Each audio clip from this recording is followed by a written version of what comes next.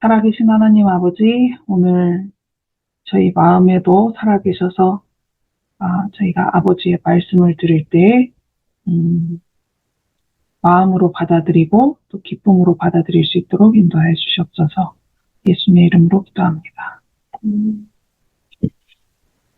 어, 지난주에 했던 요한복음 5장에 이어서 그 뒷이야기 사내들인의 거절, 그리고 나사렛으로 가셨는데 거기서도 또 거절당하죠. 그리고 이제 그렇게 갈릴리 사역이 시작이 됩니다. 안식일에 38년 된 병자를 고치시고, 일부러 안식일에 그렇게 하셨고, 그래서 사내들인 의회에 서셔서 이제 질문을 받고 대답을 하시고 이런 장면이 나오죠. 그리고 누가복음 4장이 오늘 알려드린 범위에서 가장 자세한 이제 내용을 알려주고 있는데요. 갈릴리 지역으로 가셨는데 나사렛을 방문을 하셨죠. 예수님 공생에 시작하신 이후로 처음으로 나사렛에 가신 것입니다. 그리고 그날도 안식일이었는데 이사야서 61장에 나오는 말씀을 선포하셨죠. 처음에는 좋아했는데 고향 사람들이 예수님을 미워해가지고 또 죽을 뻔한 사건이 나옵니다. 그래서 유대 지역에 있다가 두 번째 6월절이고요. 이제 갈릴리로 가셨고 갈릴리 지역에서도 나사렛에 가셨고 그 다음에 나사렛에서 가버나움으로 옮겨가시는 데까지 이제 오늘 범위입니다. 자, 그래서 이제 6월절쯤에서 일어났던 그 38년 된 병자와 사내들인 이야기 그리고 이제 갈릴리로 가시는 시간이 쯤 되시고요. 사내들인에서도 배척당하고 나사렛에서 고향 사람들한테 또 배척을 당하시고 그런 이야기입니다. 요한복음 5장 16절에 보면은 안식일에 이러한 일을 행하신다 하여 유대인들이 예수를 박해하게 된지라 라는 표현이 나옵니다. 근데 이러한 일은 우리말로는 단수 같고 또 일이라는 단어가 단수 복수 의미가 애매한 점이 있는데 헬라어로는 이러한 일들이라고 하는 게 이제 정확한 표현이라고 합니다. 그리고 그 이적이 기록된 걸로는 세 번째지만 사실 이러한 일들을 안식일에 행하신다라는 표현으로 봤을 때 예수님이 그전에도 안식일에 뭔가 어떤 일들을 행했던 것을 알 수는 있죠. 이 표현을 보면은. 그러니까 그날 그런 일 한 가지가 아니라 안식일에 행했던 어떤 이적들이 더 있긴 있었던 것 같아요. 그래서 그렇지 않아도 눈에 가신데 마침 그 안식일에 예수님이 예루살렘에 와가지고 이런 일을 하신 겁니다. 그리고 여기 행하신다라는 것은 시제가 행하고 계셨다라고 이제 표현하는 게 더 정확한데 유대인의 기준으로 볼 때 예수님이 범법 행위를 하신 거잖아요. 안식일을 지키지 않았으니까. 그게 그런 일들을 행하고 계셨다라고 이제 해석하는 것이 제일 정확하다라는 거죠. 그러니까 이러한 일들을 행하신다라는 이 표현은 예수님이 자꾸 안식일에 하면 안 되는 그런 일들을 하고 계셨다라고 이해하면 되겠습니다. 물론 그것은 유대인의 기준으로 봤을 때 잘못된 행동을 안식일에 한 거였지만 예수님은 안식일이 사람들에게 오히려 짐이 된 그 상황이 마음에 들지 않으셨죠. 그래서 안식일을 축복의 날로 인식할 수 있도록 그리고 안식일을 어떻게 지키는 것이 원래의 취지에 맞는가를 생각해 볼 수 있도록 그런 일들을 안식일에 하신 것입니다. 그래서 사람들을 안식일에 자유하게 하셨고 안식일도 자유하게 하시기 위해서 그런 일들을 일부러 안식일에 행하셨던 거죠. 예수님이 그래서 이렇게 예수님을 미워하는 사내들인 의회 앞에 서게 되셨는데 이런 표현을 하시죠. 내 아버지께서 이제까지 일하시니 나도 일한다. 그랬더니 유대인들이 예수님을 더 죽이고 싶어 해요. 왜냐하면은 안식일에 그런 일을 하는 것도 마음에 안 드는데 하나님을 자기의 친아버지라고까지 말을 하니까. 그런데 우리도 하나님을 아버지라고 부르잖아요. 이 당시에 유대인들은 하나님을 아버지라고 부르면 안 되는 거였을까요? 네, 아버지로. 네. 하나님을 아버지라고 부르는 거는 문제가 없습니다. 그런데 우리가 흔히 행간이라고 하죠. 그냥 표면적으로 볼 땐 문제가 없어요. 왜냐하면 자기들도 하나님을 아버지라고 부르니까. 근데 지금 예수님이 하시는 말씀의 행간을 이 사람들이 읽어낸 겁니다. 예수님이 하신 말씀의 의미로 봤을 때는 그냥 자기들도 일반적으로 하나님을 아버지라고 부르던 그런 의미가 아니라 하나님을 자기 친아버지라고 말하고 있다라는 것을 이 사람들이 알아들은 거예요. 그러니까 이 사람이 감히 이렇게 되는 거죠. 안식일을 범하는 것만으로도 지금 엄벌로 다스려야 되는데 하나님 아버지를 자기 친아버지라고 하니까. 근데 사실 예수님은 그렇게 하심으로써 자신의 신원을 밝히신 거죠. 내가 하나님을 나의 친아버지라고 부를 수 있는 그런 존재다라고 말씀하신 거죠. 사실은 이런 말씀을 쉽게 하지는 않으셨어요. 예수님의 삶을 통해서 봤을 때. 근데 예수님이 이 두 번째 유월절에 사내들인 앞에서 이 말씀을 하신 것입니다. 사실은 상당히 은혜로운 어떤 선포였죠. 하나님인 내가 너희들 앞에 서 있다. 나는 하나님이다. 라고 말씀하신 거니까. 그런데 이 중요한 이야기, 이 중요한 은혜의 계시를 유대인들이 지금 받아들이지 않은 것입니다. 그리고 현대에도 사람들이 이것 때문에 이제 왈가왈부할 때가 있는데 어떤 교회에서는 예수님을 하나님보다 아래 단계의 어떤 존재로 인식을 합니다. 왜냐하면 하나님이 아버지고 예수님은 아들이니까 아버지가 더 위에 계신 분, 아들은 더 아래에 계신 분 이렇게 그렇게 인식하는 경우들이 있어요. 그렇지만 그 인식에 대해서는 성경이 이렇게 풀이를 해주고 있는 거나 마찬가지입니다. 하나님을 친아버지라고 부르는 것은 하나님과 자신을 동등하게 말씀하신 거다라는 거죠. 유대인들은 그거에 대해서 분명한 이해를 갖고 있었어요. 그러니까 이 사람들이 지금 하나님을 친아버지라고 하는 예수님에 대해서 괘씸하게 생각을 하는 것입니다. 그래서 부자 관계라고 표현은 했지만 실질적으로 아들 하나님과 아버지 하나님은 동등한 관계입니다.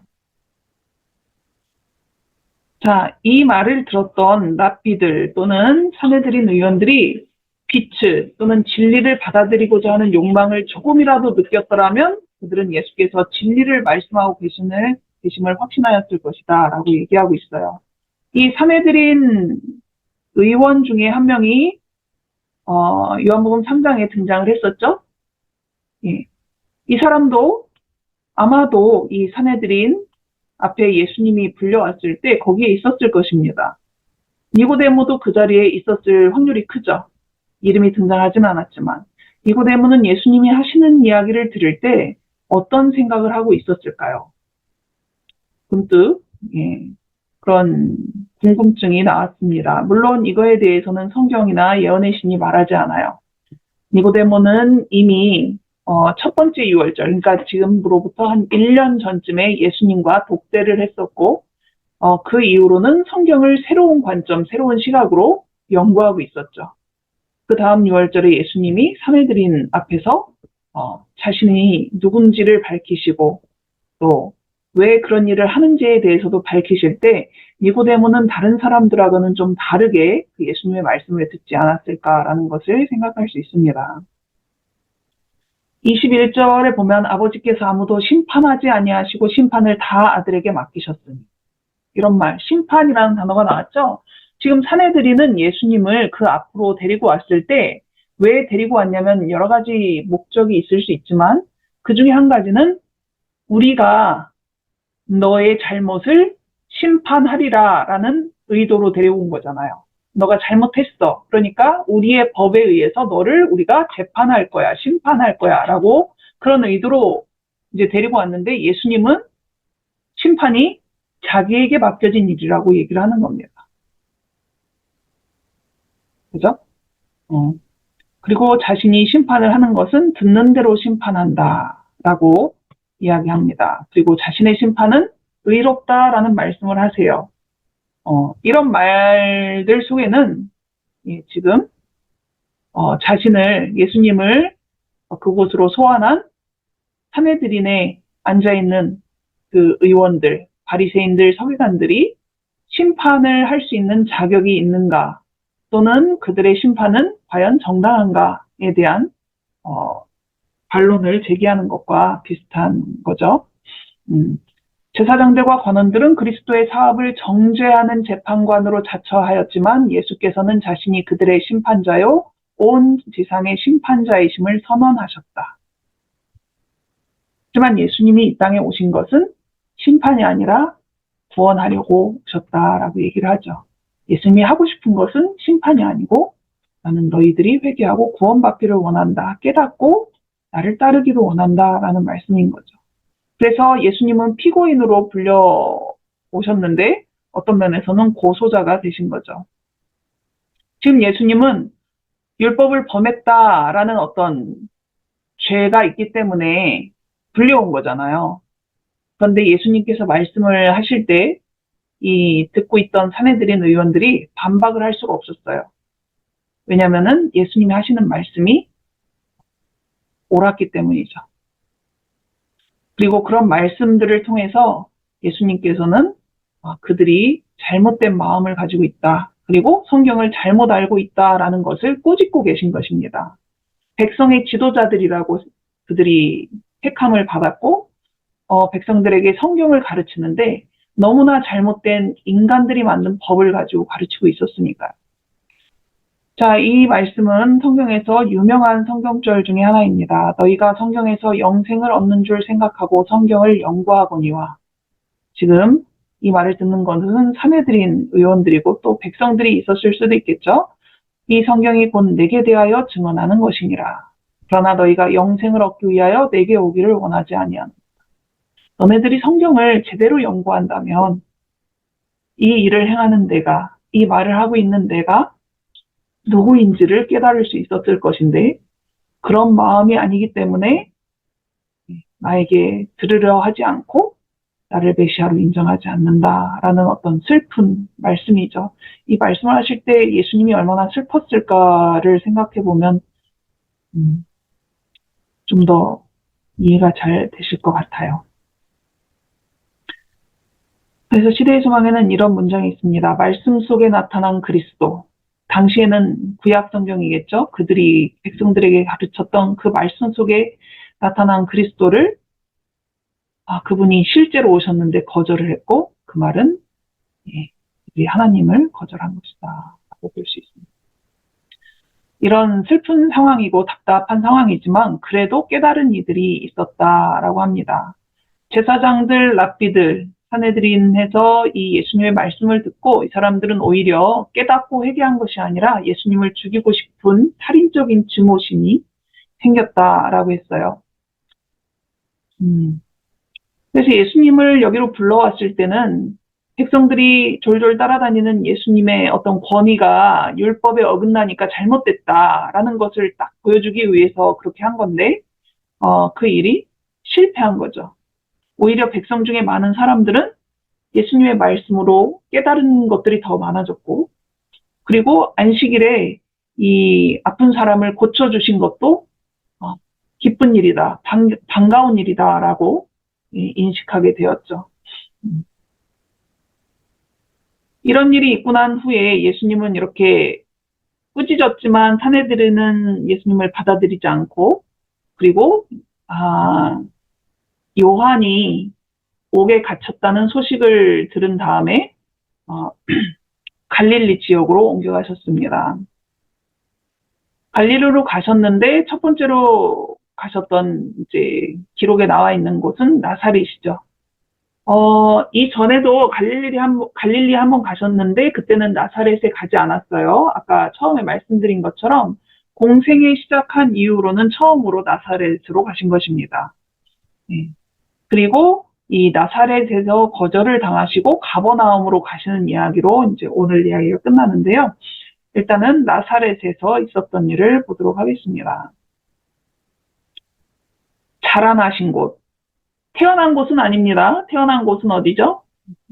예, 베들레헴이고 자라나신 곳이 나사렛, 고향이죠. 그리고 그날도 안식일이었는데 하시던 대로 회당에 들어가서 성경을 읽으려고 섰더니 이제 이사야의 글을 읽게 된 거죠. 이사야 61장의 글을 읽었는데 이 나사렛 사람들, 그 회당에 있던 사람들의 반응을 여러분이 조금 이렇게 주의해서 보시기 바랍니다. 이게 이사야서에 나온 말씀인데 주의 성령이 내게 임하셨으니 이는 가난한 자에게 복음을 전하게 하시려고 내게 기름을 부으시고 나를 보내사 포로된 자에게 자유를, 눈먼 자에게 다시 보게 함을 전파하며 눌린 자를 자유롭게 하고 주의 은혜의 해를 전파하게 하려 하심이라 하였더라. 예수님이 이사야 61장 1절 2절 말씀을 인용해서 딱 읽으셨을 때 예언의 신에 보면은 아멘 이렇게 크게 반응했다라고 했어요. 이 사람들은 항상 메시아를 기다리고 있었잖아요. 그리고 자기들 고향에서 났던 이 예수라는 사람이 그동안 1년 반 동안 거의 1년 반 정도를 고향을 떠나 있었는데 그동안 예루살렘에서 또는 다른 지역에 가서 행했던 일들을 소문으로 들었을 것입니다. 근데 소문이 자자했던 그 자기들 고향 사람이 와서 지금 말씀을 읽을 때 메시아에 대한 어떤 예언의 말씀을 읽었단 말이에요. 메시아에 대한 말씀은 항상 좋죠. 그러니까 아멘도 했겠지만 이들도 어떤 기대가 있었을 거예요. 그죠? 예수님이 자기 고향으로 돌아오셨을 때 그리고 이 말씀을 읽었을 때 뭔가 기대하는 마음으로 듣고 있었을 것인데 이 말씀을 듣고 나서 아멘 했단 말이에요. 무엇을 기대하고 있었을까요? 내가 메시아니까 이제 로마를 그랬을 수도 있죠. 진짜 우리나라도 그렇고 다른 나라도 아마 그럴 것 같아요. 만약에 우리 동네 사람이 대통령이 됐다. 그러면은 대통령의 생가가 있는 또는 대통령의 고향 사람들이 플래카드 붙여놓고 그럴 거 아니에요. 그리고 우리 동네도 좀 뭔가 더 발전하지 않을까라는 기대를 하게 될 것입니다. 예, 이렇게 유대 전 지역, 갈릴리 지역까지 또는 사마리아 지역까지 소문이 자자하게 퍼진 이 예수라는 우리 동네 사람이 지금 등장을 한 거예요. 혹시 메시아가 아닐까라는 그런 기대, 그런 게 있을 것입니다. 그리고 나서 예수님이 이 말씀을 읽고 자리에 앉으셨다라고 나왔어요. 자리에 앉았다라는 표현은 뭐냐면요. 그 당시에 어떤 관례를 알려주는 것입니다. 회당에는 어떤 의자가 있었는데 이렇게 말씀을 읽을 때는 서서 말씀을 읽고 말씀을 읽은 다음에 읽은 사람이 자리에 앉아요. 그 자리의 이름이 모세의 자리입니다. 모세의 자리라고 부르는 그런 자리가 있어요. 그래서 그 자리에서 율법을 읽는 거예요. 그래서 예수님이 나중에 그런 말씀 하시잖아요. 바리새인이 모세의 자리에 앉아 있으니까 그들이 말하는 것은 듣되 그들의 삶은 본받지 말라. 이런 얘기를 하신단 말이에요. 그러니까 회당마다 그런 자리가 있어서 예수님이 앉으셨는데 사람들이 아멘 하고 뭔가를 기대하고 있었을 거예요. 그런데 예수님이 이 말씀을 하십니다. 이 글이 오늘 너희 귀에 응하였느니라. 그랬더니 22절에 그 은혜로운 말을 놀랍게 여겨서 막 이렇게 기분 좋게 듣고 있는데 예수님이 이 글이 오늘 너희 귀에 응하였다라는 말을 하니까 뭔가 웅성웅성하다가 흐름이 어디로 가요? 이 사람이 요셉의 아들이 아니냐로 넘어갑니다. 이 사람이 요셉의 아들이 아니냐라는 말은 긍정적인 뉘앙스입니까? 부정적인 뉘앙스입니까? 요셉이라는 사람은 나사렛에서 얼마나 영향력이 있었던 사람일까요? 우리는 정확하게 알 수는 없죠. 하지만 그 집안이 부자는 아니었습니다. 많이 배운 집안도 아니었습니다. 그저 그냥 평민 중에 평민에 속하는 목수일을 하던 그냥 그런 집안이 그 요셉을 자기들이 특별하게 귀하게 생각하지 않았어요. 그런 요셉의 아들이란 얘기입니다. 특별하게 좋은 의미가 아니겠죠. 이 사람들이 아까 산헤드린에서 예수님이 말씀하셨을 때 바리새인들이 행간을 읽었던 것처럼 이 글이 오늘 너희에게 응하였느니라 라는 말씀을 처음에는 반감없이 듣다가 예수님이 하신 뭐 말씀과 표정과 뭐 그런 모든 것 우리가 대화할 때 말로 전달되는 것은 뭐 30%도 안 된다고 그러잖아요. 사람의 표정, 말투, 뭐 이런 손짓 이런 것들로 그 내용을 받아들이는 게 더 많다라는 거예요.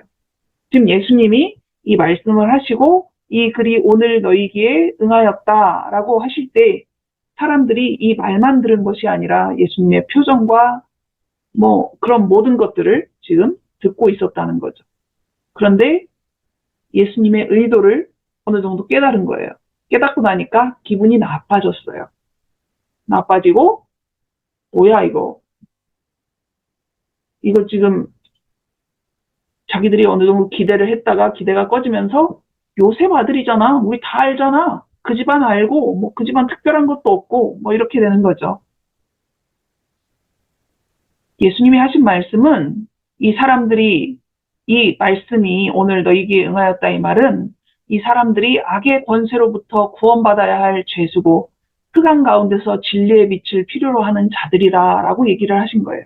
이 사람들이 처음에 아멘이라고 했던 이유는 자기들이 뭐라고 이해를 했냐면은 우리가 지금 로마의 압제하에 있는데 우리를 구원해줄 그런 메시아로 이해를 하고 아멘을 했는데 예수님의 말씀을 더 듣다 보니 그런 의미가 아니라 영적인 면에서 자기들은 죄인이고 빛이 필요한 사람들이다 라고 말씀하시는구나를 깨닫게 되면서 이제 기분이 너무 나빴던 거죠.